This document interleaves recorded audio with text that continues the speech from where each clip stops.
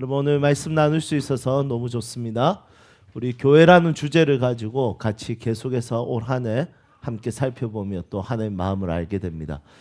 우리 구약을 통해서 광야 교회를 어떻게 이루어 가시는지, 또 신약을 통해서 우리 초대교회 때 하나님께서 어떻게 인도하셨는지에 대해서 나누고 있습니다. 오늘도 하나님께서 여러분들 가운데 교회로서의 복을 주시기를 소망하고, 또 하나님께서 우리 가운데 교회 공동체로서의 복을 주시기를 소망합니다. 여러분, 사람이 언제 별로라고 느껴집니까? 이렇게 진짜 사람 별거 아니다, 보잘것없다, 진짜 사람이라는 게 진짜 이제 인간이 이제 인간이다, 이런 생각이 들 때가 좀 있었을까요? 보통 남편 보면 좀 그렇죠. 네. 남편 보면 이 인간이 별로네, 이런 생각도 좀 많이 하게 될 때가 있을 겁니다. 그리고 자기 자신을 볼 때 그런 생각을 참 많이 하게 될 겁니다. 나 진짜 별거 아니네, 보잘것없네, 이런 생각을 할 때가 있을 겁니다. 여러분, 그럴 때 인간에 대한 기대감이 많이 상실되어지고, 또 나 자신에 대한 기대감이 사라지게 되는 것을 보게 됩니다. 우리가 여러 가지 겪는 어려움들이 있잖아요. 이 어려움들 속에서 나의 반응은 나의 실력이 나타나는 시간이죠. 그래서 우리 얼마 전에 예수고난 묵상 예배 때 나눴지만, 로마서 5장에 보니까 연단은 인내를, 인내는 환난은 인내를, 인내는 뭐죠? 연단을, 연단은 소망을. 여기서 인내가 뭐라고 했죠? 머무르다라고 했죠. 그래서 환난이 왔을 때 머무르면 어떤 인격이 하나 생기는 거예요. 연단이 되는 거예요. 머무름으로 인해서 나오는 인격이 있는 거예요. 그런데 우리의 실력이 딱 전문용어로 뽀록이 날 때가 언제입니까? 머무르지 못하는 내 모습들이 있는 거죠. 여러분, 제가 8년 동안 교회를 개척하고 있으면서 제일 힘든 게 뭘까요? 머무르는 거. 빨리 사퇴하고 싶다, 이 소망 속에 사는. 여러분들도 교회 섬기다 보면 그렇지 않습니까? 나 이놈의 교회 내가 집어치우고 이 세상에 교회가 없나? 나한테 맞춰줄 수 있는, 나에게 괜찮은 교회가 없나 싶을 때 머무르지 못하는 경우가 대부분입니다. 그래서 한 번 옮긴 사람은 두 번 옮기게 되고, 두 번 옮긴 사람은 세 번 옮기게 되고, 세 번 옮기면 100번도 옮기게 됩니다. 왜냐하면 머무름이라는 것을 통해서 하나님은 인격을 만들어 가시기 때문이죠. 머무르지 못하는 나의 이 버티지 못하는 실력, 금방이라도 이 씨앗을 금방이라도 옮길 것 같이 살아가는 영적인 영성, 나의 인성, 이런 것들이 그냥 교회 공동체에서 다 드러나는 것입니다. 그 가정 안에서도 이게 다 드러나죠. 가정에서 머무는 거 쉽지 않을 때 있습니다. 이놈의 집구석 이럴 때가 참 많이 있습니다. 하지만 어쩔 수가 없죠. 가정은 이놈의 집구석해도 머물러야 되는 거죠. 인간이라는 게 살아가다 보면 전부 다 인성과 영성과 가지고 있는 모든 것들이 전부 다 들키게 되어 있습니다. 드러나게 되어 있습니다. 믿음의 선배들은 항상 그 자리에, 그곳에, 그 상황에 항상 있었습니다. 제가 한번 이야기했지만, 제가 부산제일교회에 있을 때 중보기도팀, 이 어르신들은 비가 오나 눈이 오나 목요일 오전 11시가 되면 항상 그 자리에 계세요. 진짜 지팡이 들고 오세요. 진짜 눈이 와도 미끄러지면서 오세요. 그 공휴일하고 겹치잖아요. 제가 쉬었을까요? 그분들이 쉬었을까요? 그래서 저는 첫 번째 공휴일이 목요일날 겹친 적이 있었습니다. 제가 중보기도 담당이었는데. 그래서 제가 너무 가기 싫은 거예요. 그런데 또 교육자로서 또 어르신들이 오면 제가 가야 되지 않겠습니까? 그래서 제가 혹시나 해서 이제 부장 권사님께 여쭤봤습니다. 권사님, 가야 됩니까? 이렇게 공휴일날도 합니까? 이랬더니 목사님 전사님 오지 마세요, 이러더라고요. 그럼 모임은 하세요. 이러니까 모인다는 거예요. 그럼 제가 어떻게 안 갈 수 있을까? 이때까지 교육자도 아무도 안 왔으니까 전사님도 쉬세요, 이러는 거예요. 그래서 순종하고 그대로 쉬었습니다. 여러분, 교육자들에게 이게 머무는 것이 진짜 쉽지가 않더라고요. 직장이니까, 직업이니까 틈만 나면 하루라도 더 쉬고 싶은 거예요. 여러분 1시간 동안 진짜 설교 잠시 하고 1시간 동안 부르짖고 같이 기도하는데 이 어르신들은 지치지도 않습니다. 제가 이분들은 수요일, 금요일 새벽 그냥 이 어르신들은 누가 뭐라 하지 않아도 그 자리에 반드시 있습니다. 머무르는 영성인 거죠. 그래서 그분들이 별거 아니라고 생각했지만 교회 개척해 보니까 이런 분들이 30명, 50명이 있다는 게 기가 막힐 노릇입니다. 야, 머무름이 영성이구나라는 것을 너무 많은 것들을 깨닫게 됩니다. 인간이라는 게 이 머무르지 못하는 우리의 영성과 우리의 인성이 나타날 때 진짜 보잘것없고 별것 아닌 존재라는 것을 수없이 많이 느낍니다. 여러분 모세에게는 고민이 있습니다. 인간이라는 것이 참 별거 아니죠.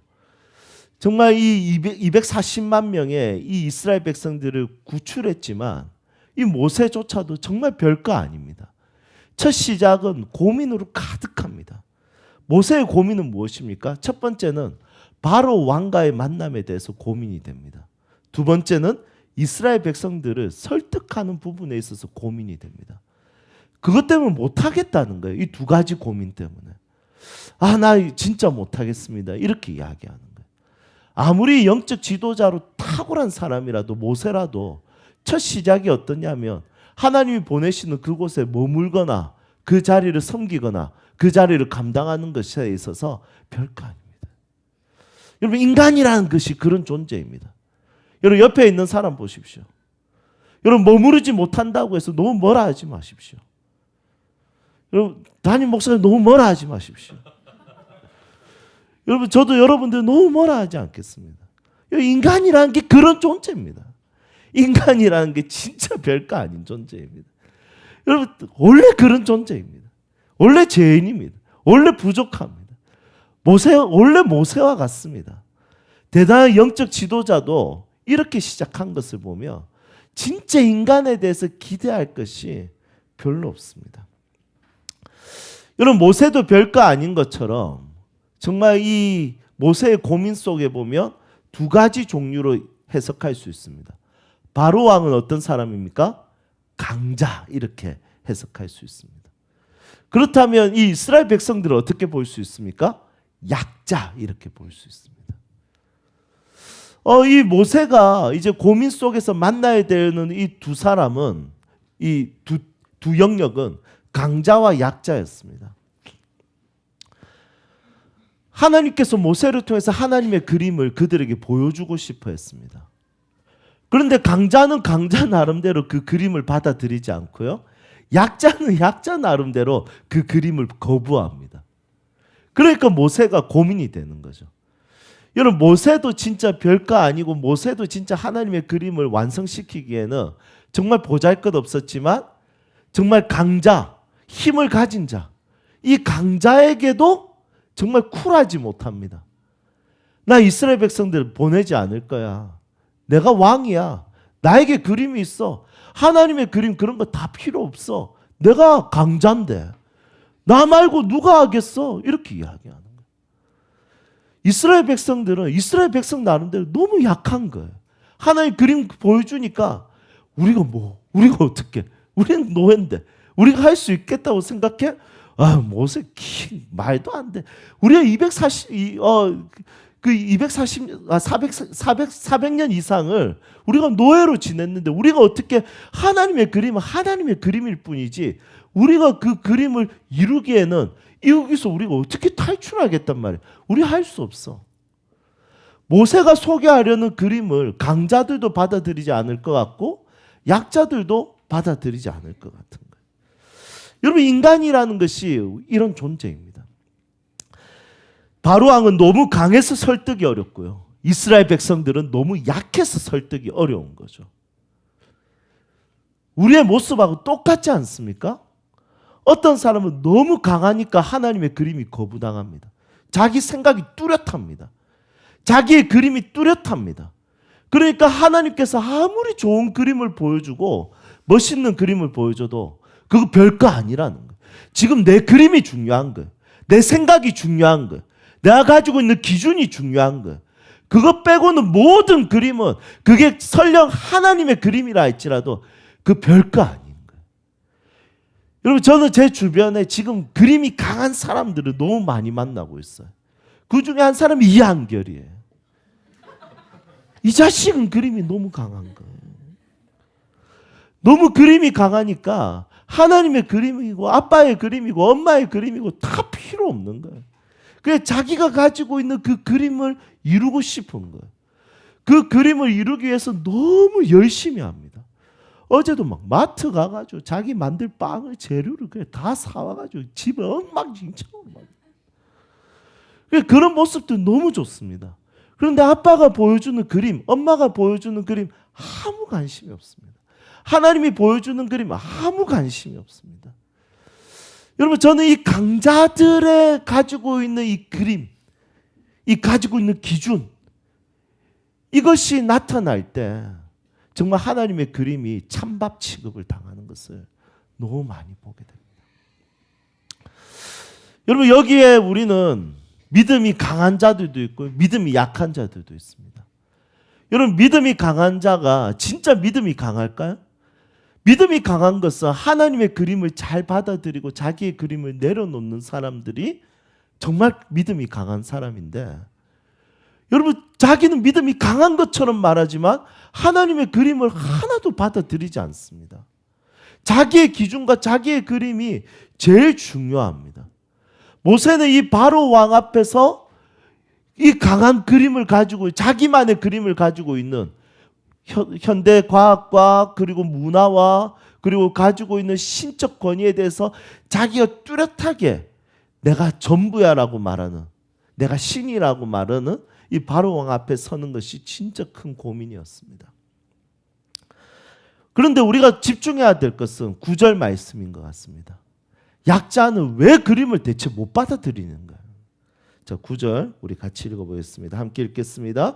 모세가 이와 같이 이스라엘 자손에게 전하나 그들이 마음의 상함과 가혹한 노역으로 말미암아 모세의 말을 듣지 아니하였도다. 아멘. 여러분, 모세가 하나님의 이 이스라엘 백성들은 약자잖아요. 왜 하나님의 그림을 못 받아들였을까요? 오늘 이 말씀에 보니까 이들은 마음의 상함이 있었던 거예요. 그 가혹한 노역으로 말미암아 모세의 말을, 하나님의 그림을 받아들일 수가 없었던 겁니다. 인간이라는 것이 너무 강해도 하나님의 그림을 못 받지만 너무 약해도 하나님의 그림을 가질 수가 없습니다. 이 마음이 상했다는 것은 헬라어로 코체르라는 단어를 쓰는데 이 단어는 짧아지다, 줄어들다 이런 뜻입니다. 그러니까 마음이 줄어드니까, 짧아지니까 하나님의 긴 그림과 하나님의 큰 그림을 담을 수가 없는 것입니다. 하나님의 그림을 이들에게 거부할 이유가 없는 거예요. 너무 좋은 그림이죠. 왜냐하면 하나님의 그림을 이들을 자유를 주고 노예에서 해방을 시켜주고 새로운 땅으로 들어가게 하고 주인이 되게 하는 것이 그 하나님의 그림인데, 이 사람들은 자기들에게 꼭 필요한 이 하나님의 그림을 거부하고 거절하는 겁니다. 아무리 자기들에게 좋은 비전과 꿈이라 할지라도 오랜 고생과 깊은 마음의 상처를 가진 자들은 마음이 좁아져 있기 때문에, 짧아져 있기 때문에 그런 것들에 대한 기대가 전혀 생기지 않습니다. 야, 하나님이 너희들에게 자유를 주실 거야, 생명을 주실 거야. 하지만 그들에게 이 비전보다 더 큰 것은 없지만 이들에게는 이미 마음의 상처와 아픔으로 해서 하나님의 그림을 그냥 거부하고 거절하고 버리게 되는 것입니다. 여러분, 이것보다 좋은 그림이 어디 있겠습니까? 이들에게. 이것보다 좋은 꿈과 비전이 어디 있겠습니까? 하나님께서 정말 폭력군으로, 억압군으로 오셔가지고, 야, 바로 왕에게 이제 당하는 폭력 말고 이제 너희들 나의 지배를 받고 너희 끝내자. 그냥 인생 종치자. 망하게 하기 위해서 하나님의 그림을, 망하는 그림을 보여준 것이 아니라 구해주고 땅을 주고 그리고 자유를 주기 위한 그 하나님의 그림을 받아들이지 않는 이 약자들의 모습들을 보면 참 여러 가지 생각을 하게 됩니다. 이스라엘 백성들에게 담겨지지 않습니다. 약함, 상처, 절망, 아픔, 오랜 억압에 있었던 사람들은 자기 자신에게 꼭 필요한 것이라고 할지라도 그 그림을 거절합니다. 사람이라는 존재는 어려움이 오랜 기간 동안 있잖아요. 그러면 둘 중에 하나입니다. 한 종류는 상처가 되든지 한 종류는 사명이 되는 것이죠. 어떤 사람은 그 상처 속에서 모든 좋은 그림에 대한 기대를 다 상실해버립니다. 하나님이 보여주시는 놀라운 사명, 비전, 하나님의 꿈, 하나님의 위로, 하나님의 자유함, 하나님 안에서 누릴 수 있는 모든 영적 특권과 권위와 모든 것을 이제 내 인생은 끝난 것처럼 그것이 아무리 좋다 할지라도 그것에 대해서 체감하지 못하고 믿어지지 못하고 그것을 받아들일 수 있는 마음의 그림을 전혀 가지지 못한다는 것이죠. 사람이 강하면 바로 왕처럼 교만해져서 하나님의 비전을 거절하고, 사람이 약해지면 자신의 초라함으로 인해서 하나님의 비전을 담지 못하는 것이 바로 인간의 정말 보잘것없고 별거 아닌 존재라는 것입니다. 정말 안타깝죠. 우리 하나님의 계획이 환영받지 못하는 이런 인간의 연약함과 부족함, 초라함. 이런 인간을 향해서 하나님께서 반복적으로 오늘 말씀을 보니까 하시는 메시지가 있습니다. 자, 2절 볼까요? 2절에 보니까 나는 여호와니라. 자, 6절 봅시다. 6절에 보니까 나는 여호와라. 7절에 한번 볼까요? 너희의 하나님 여호와인 줄 너희가 알지라. 8절에 한번 봅시다. 나는 여호와라. 반복해서 강자들과 약자들에게 하나님이 가지고 있는 그림을 이루기 위해서 설득하는 방식은 뭐냐면 내가 여호와라는 거예요. 하나님이 여호와라는 것을, 자존자라는 것을, 스스로 있는 자라는 것을, 하나님이 모든 주권을 가지고 모든 것을 다스리고 모든 것에 해답이 되시며 치유가 되시며 하나님께서 이 그림을 반드시 완성하시는 분이라는 것을 하나님은 반복적으로 이것을 보여주고 계십니다. 결국에는 바로 왕을 통해서도 하나님의 계획은 이루어지지 않고 이스라엘 백성을 통해서도 하나님의 계획이 이루어지지 않습니다. 결국엔 하나님의 그림과 하나님의 계획은 나는 여호와라. 하나님이 그것을 이루고 하나님이 자기 자신을 나타내고 영광을 받으시는 분이십니다. 여러분, 올 한 해 주제는 교회입니다. 교회가 가져야 되는 철저한, 정말 이것을 꼭 알아야 되는 내용은 이런 것 같습니다. 인간은 정말 보잘것없구나. 인간은 기댈 존재가 아니구나. 인간은 믿을 만한 존재가 아니구나. 결국 하나님이시구나. 결국 여호와시구나. 이거 말고는 교회의 진짜 의미는 답이 없는 것 같습니다. 여러분, 교회는 결국 하나님이십니다. 교회로 살아가는 여러분들의 각자의 삶에서 나타나야 될 것은 결국에 하나님이십니다. 하나님 외에 답이 없습니다. 그래서 누가복음 3장 5절에 보면 요한에 대한, 세례 요한에 대한 이야기가 나옵니다. 모든 골짜기가 메워지고, 골짜기라는 것은 땅이 꺼진 것입니다. 그게 메워집니다. 그리고 모든 산과 작은 산이 낮아지고 굽은 것은 곧아지고 험한 길이 평탄해질 것이요. 결국에는 하나님의 영광이 이렇게 나타나는 거죠. 바로 왕은 낮아지고 이스라엘 백성들은 채워져서 높아주신다. 하나님 앞에서 모든 것들은 낮아지고 모든 것들은 메워집니다. 결국 하나님께서는 모든 것들 행하시고 그 모든 것들 가운데 하나님이 드러나시도록 그분은 일하십니다. 강한 바로 왕은 꺾이고 약한 이스라엘 백성들의 마음은 채워집니다. 하나님의 계획은 이 땅 가운데 환영받지 못하지만 하나님의 계획을 거부하는 이 세상에 하나님은 자신이 스스로 그 계획을 이루셔서 결국에는 하나님이 하나님 되심을 나타내실 것입니다. 여러분, 교회는 다른 것이 아니라 인간의 능력과 인간의 위대함이 드러나는 것이 아니라 하나님이 어떤 분이신지 드러나는 것입니다. 내가 그리스도인으로 산다는 것, 하나님으로 산다는 것을 결국에는 하나님이 내 삶 가운데 이루시고 역사하시고 나타내시는 것을 경험합니다. 여러분, 저도 별거 아니고 여러분들도 별거 아닙니다. 하지만 하나님은 위대하십니다. 하나님은 영광을 받으십니다. 하나님은 우리의 상처를 뛰어넘어서, 우리의 상황을 뛰어넘어서, 내가 정말 강해서 하나님의 그림과 모든 것을 거절한다 할지라도 하나님은 그 일을, 그 뜻을 이루시는 분이십니다. 이것을 마음껏 경험하고, 올 한 해 이것을 경험하고 하나님을 마음껏 예배할 수 있는 믿음의 사람들이 되시기를 주님의 이름으로 축복합니다. 함께 찬양합시다.